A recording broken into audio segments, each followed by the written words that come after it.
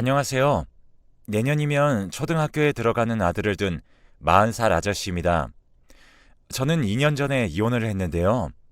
아들은 이혼 전에도 아들과 엄마의 유대감이 쌓이지 않았는지 아직 엄마가 필요한 나이인데도 불구하고 엄마보다는 할머니와 저에게 의지하고 엄마는 한 번도 찾질 않네요.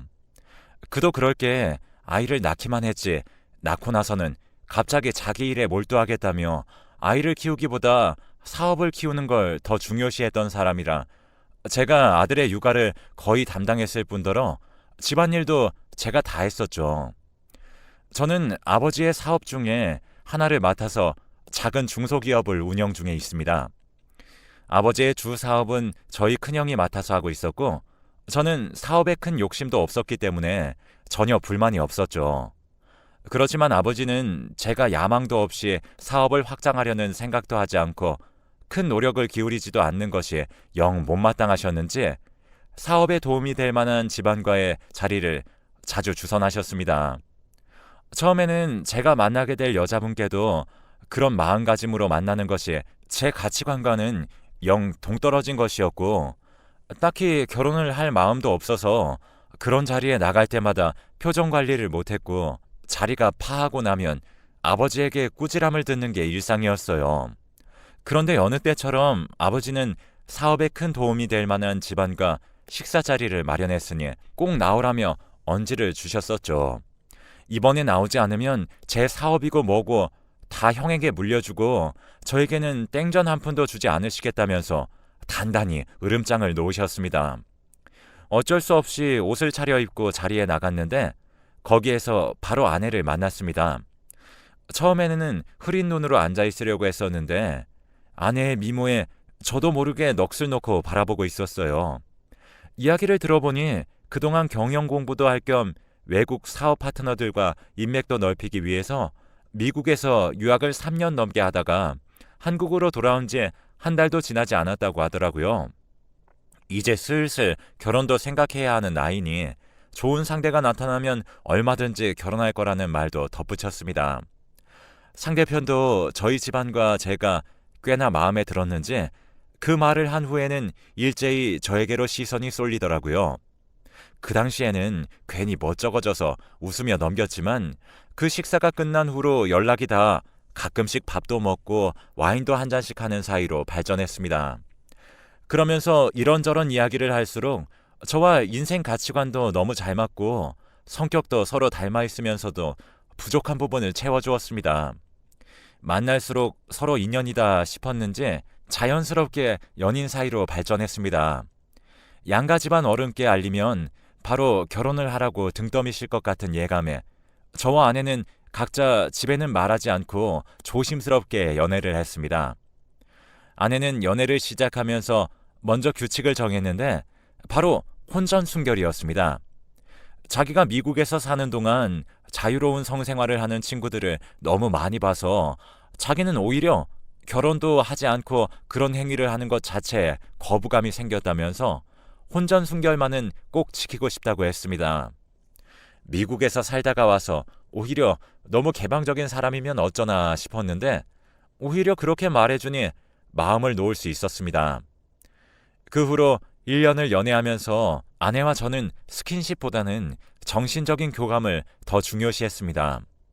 그리고 이야기를 할수록 점점 더 아내에게 빠져든 저는 아내에게 이제 그만 결혼하자고 이야기를 먼저 꺼냈고 다행히 아내도 저와 같은 생각이었는지 지체 없이 좋다고 해주었습니다. 그 후로 저희는 양가 부모님들께 저희가 연애를 해왔다는 사실을 알리고 결혼 허락을 구했습니다. 저희 부모님은 영 제가 여자에 관심이 없는 줄 알았는데 어쩜 그렇게 복덩이 같은 색시를 구할 생각을 다 했냐고 하시면서 저를 칭찬해 주셨어요. 그렇게 저 때문에 기뻐하시는 모습을 본 게 너무 오랜만이라 저도 덩달아 기분이 좋아졌었죠. 장인어른과 장모님도 마찬가지였습니다. 아내는 좋은 사람이 나타나면 결혼하겠다는 말을 했지만 워낙에 눈이 높아서 그동안 남자를 데려온 적이 한 번도 없었다며 굉장히 기뻐하셨다고 전해 들었습니다. 교제 사실을 알린 후부터 결혼까지는 순식간이었습니다. 결혼식을 준비하면서 예비 부부들이 그렇게 싸운다는 이야기를 들어서 저희도 그러면 어쩌나 싶었는데 늘 그래왔듯이 아내와 제 의견은 늘 일치했고 덕분에 큰 다툼도 문제도 없이 결혼식까지 치르고 신혼여행을 다녀왔습니다. 아내와 신혼여행에서 생긴 아이가 바로 지금 제 아들입니다. 저희 부모님은 그 소식을 듣고 정말 복덩이가 굴러 들어왔다면서 처음으로 형보다 더 많은 관심 아래 신혼을 보냈습니다. 물론 신혼을 즐기지 못한 채 아이가 바로 생겨버려서 조금 아쉬웠긴 했지만 제 나이도 30이 넘었으니 조금만 더 늦었으면 너무 늙은 부모가 되는 건 아닐까 걱정도 했었거든요. 아내도 저보다 어렸지만 그래도 30이 넘는 나이였었거든요. 하지만 아들을 낳은 후 아내는 육아보다 일에 매진하기 시작했습니다. 물론 아내가 하고 있는 사업이 훨씬 더 크고 돈도 더 많이 벌 수 있는 건 맞았지만 아내는 엄마로서의 역할은 전혀 하려고도 하지 않았습니다. 아이가 젖을 떼기도 전에 일을 하러 여기저기 거래처를 돌아다니며 계약을 따내기에 급급했습니다. 아이도 아이지만 아내의 몸도 걱정이 되었죠. 자기는 튼튼해서 괜찮다고는 했지만 한 번은 회사에 출근을 하다가 운전 도중에 갑자기 실신을 해서 크게 교통사고가 났습니다. 크게 다친 건 아니었지만 너무 놀라 온 가족이 가슴을 쓸어내렸었네요. 그런데도 아내는 쉬지 않고 일을 했습니다. 장인어른도 그런 아내를 보고 회사 일은 몸부터 괜찮아지고 나서 하라며 집으로 돌려보내셨습니다. 하지만 집에만 있는 것이 답답했던 것인지 아내는 집에 있는 동안 우울증에 걸려 아이를 돌보지도 않고 내내 잠만 잤어요. 저도 어엿한 회사를 운영하는 사람이었는데 아내와 아이를 돌보느라 회사는 어떻게든 어영부영 굴러가게끔만 만들어 놓기 바빴습니다. 아버지는 그런 제 모습을 보고 제가 늘 그렇다는 식으로 이야기하시면서 어떻게 가정이며 회사며 둘 다 제대로 하는 일이 없냐면서 저를 나무라셨죠. 저도 제 스스로 자괴감을 느꼈지만 제가 손을 놓으면 아버지 말처럼 늘 뭐 하나 제대로 하지 못하는 놈이 될 것 같은 느낌이 들었었죠. 예전이라면 그렇게 해버리고 흘러가는 대로 놔뒀을지도 모르지만 아들을 보며 부끄러운 아빠보다는 자랑스럽고 멋있는 아빠가 되고 싶었습니다. 아내에게도 믿음직스러운 남편으로 있고 싶었고요. 그래서 정말 이악 물고 하루에 3-4시간을 쪽잠을 자가면서 아내를 돌봐주고 밤마다 우는 아이를 달래고 회사를 운영했습니다. 그러다 보니 저도 정말 제 몰골을 보면 안쓰럽다는 생각에 절로 들 정도로 다크서클이 심하게 내려오고 살이 쏙 빠졌었습니다. 장인어른은 1년 만에 얼굴이 퍽 상해버린 저를 보시고서는 고생이 많다며 저에게 미안해하셨습니다. 그래도 장인어른이 도와주신 덕분에 제 사업도 크게 영역을 확장해 나가고 있었고 좋은 기회들도 많이 생겼어요. 그러다 미국까지 사업을 확장하는 게 좋을 것 같다는 회사 내부의 의견이 나왔습니다.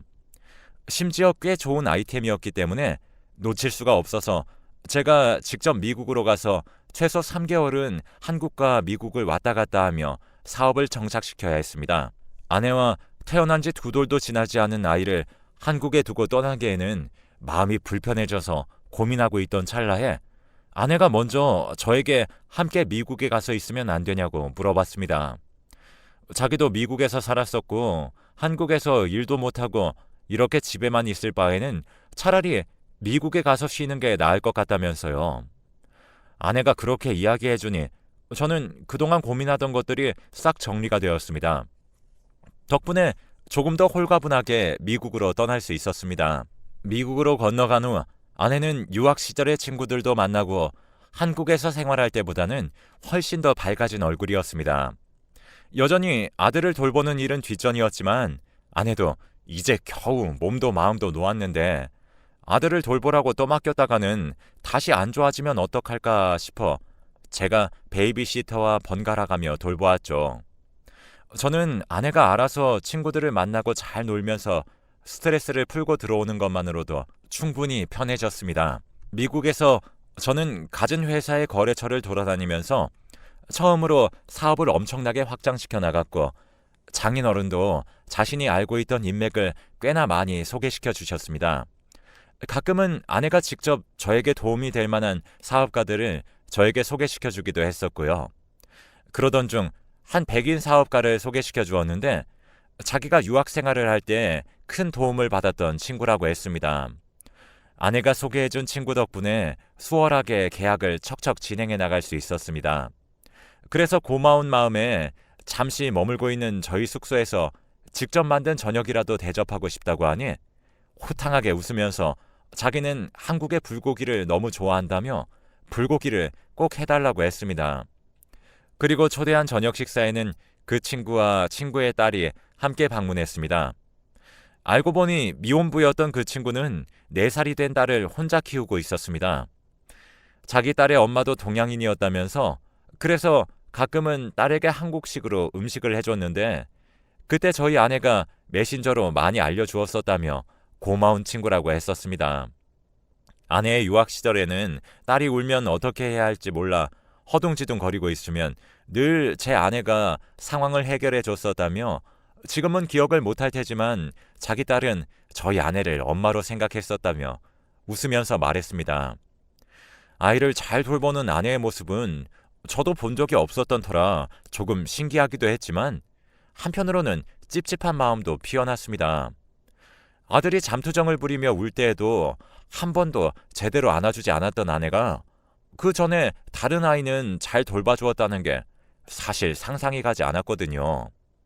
하지만 이런저런 이야기를 하다 보니 아내의 유학 시절 이야기도 듣고 술도 한 잔 곁들이다가 시간이 너무 늦어져 그 친구가 저희 숙소에 하룻밤만 묵고 가기로 했습니다. 술도 마셔서 차를 운전할 수도 없었기 때문이죠. 한국은 대리운전이다 대중교통이며 택시며 잘 되어 있는 편이었지만 미국은 그렇지 않았습니다. 저희 숙소는 번화가였지만 그 친구의 집은 꽤나 멀리 떨어진 곳이었거든요. 그래서 자신의 차가 아니면 집으로 돌아갈 방법이 없었죠. 그래서 그 친구는 저희 숙소에 하룻밤 묵고 다음날 이른 아침 떠났습니다. 그리고 일주일 후에 저희도 한국으로 돌아왔어요. 돌아온 한국에서는 뜻밖의 기쁨이 저희를 맞아주었습니다. 아내가 둘째를 임신한 거였어요. 아내는 한국에 돌아온 후로 아들을 살뜰히 보살피기 시작했습니다. 그리고 연이은 둘째 소식에 이제 뭐든 잘 풀리려나 싶었습니다. 임신을 한 동안에는 정말 최선을 다했습니다. 혹시 지난번 첫째 아이를 임신했을 때 제가 아내에게 무심했던 건 아닌가라는 생각이 들어 이번에는 아내가 먹고 싶은 것, 하고 싶은 것 모두 하게 해주었습니다. 아내도 그런 저에게 항상 고맙다고 했었고요. 회사의 사업이 확장돼 버리는 바람에 할 일이 2배가 늘었지만 늘 주말에는 아내와 시간을 보내고 태교에 힘썼습니다. 하지만 전혀 힘들지 않았어요. 그제서야 제 가정에 주는 안락함과 편안함을 느끼게 되었거든요. 시간은 빠르게 흘러 아내가 마지막 달이 되었는데 출산을 2주 앞두고 있었던 평일 낮에 집에 혼자 있다가 양수가 터져버렸습니다. 저도 회사에 있다가 그 소식을 듣고 헐레벌떡 병원으로 달려갔습니다. 제가 병원에 도착했을 때는 이미 아내는 수술실에 들어간 후였어요. 너무 미안한 마음에 어찌할 바를 몰라 발만 동동 구르고 있었을 때였습니다. 3시간이 지난 끝에 아이가 잘 태어났다고 소식을 전해주러 온 의사 선생님은 태어난 아기의 아버지 되시는 분을 찾으시더니 제가 아이의 아빠라고 하자 조금 당황하시는 듯 했습니다. 아이와 산모는 건강한지를 먼저 물었지만 의사 선생님은 다시 한 번 더 산모의 이름을 확인하시며 산모의 남편분이 맞냐고 하셨습니다. 저는 덜컥 겁이 나서 무슨 일이 생긴 거냐고 물었지만 의사 선생님은 산모와 아이는 건강하게 태어났다고 하시고선 뒤에 무언가를 더 말하려고 하시다가 끝내 말을 삼키셨습니다. 그리고 2시간 후면 아이를 볼 수 있으니 어디로 오시면 된다는 설명을 곁들이시고는 급하게 자리를 뜨셨습니다. 저는 먼저 아내의 상태부터 확인했습니다. 아내는 다행히 곧바로 의식도 차렸습니다. 장인어른과 장모님과 함께 아내가 괜찮아진 것을 확인한 뒤 아이를 만나기 위해 아래층으로 내려갔습니다. 그런데 저의 둘째는 제 아이가 아니었습니다. 누가 봐도 백인과 혼혈처럼 보이는 생김새 아이를 데리고 나오시던 간호사분들도 저를 보시고선 흠칫 놀라셨습니다. 장인어른과 장모님도 이게 도대체 어떻게 된 일이냐며 정말 우리 손녀가 맞냐며 재차 확인을 하셨지만 아이가 뒤바뀔 일은 없다며 단단히 못 박았습니다. 한참을 우리 아이가 맞다 아니다로 실랑이를 하고 있던 중에 뒤늦게 소식을 들으신 저희 부모님께서 도착하셨습니다. 기쁜 마음으로 병원에 발을 들여놓으셨던 아버지와 어머니는 난데없는 날벼락에 무슨 일이냐며 아이를 몇 번이고 다시 확인해 보셨습니다. 그렇게 한참을 아이 앞에서 실랑이를 벌이다가 저희 머릿속에 미국에서 만난 그 친구가 생각이 났습니다. 그 생각이 머릿속을 스치자마자 저는 바로 아내의 병실로 올라가서 저 아이가 내 아이가 맞는 거냐고 물었습니다. 다급하게 병실로 향하는 저를 뒤늦게 따라오신 양가 부모님도 제 질문을 들으시고는 설마 아내를 의심하는 거냐며 저를 나무라셨지만 아내가 갑자기 미안하다면서 눈물을 터뜨리는 모습에 그곳에 있던 모두가 놀라서 얼어붙어 버렸습니다. 아내는 저희 집에서 친구가 묵었던 그날 제가 술에 취해 먼저 잠들고 그 친구와 둘째를 가지게 된 것 같다고 했습니다. 사실 그 친구의 딸도 자기 아이라면서 거기서 혼인은 하지 않고 사실혼 관계로 2년을 지내다가 그 친구와 헤어지고 홧김에 한국에 들어온 거라고 털어놓았습니다. 저에게 혼전 순결을 유지하자고 했던 것도 혹시나 또 아이가 생겨버릴까 봐였습니다. 저와 사귈 때까지만 해도 다시 미국으로 돌아가서 그 남자를 만날 생각이 있었던 것이었습니다.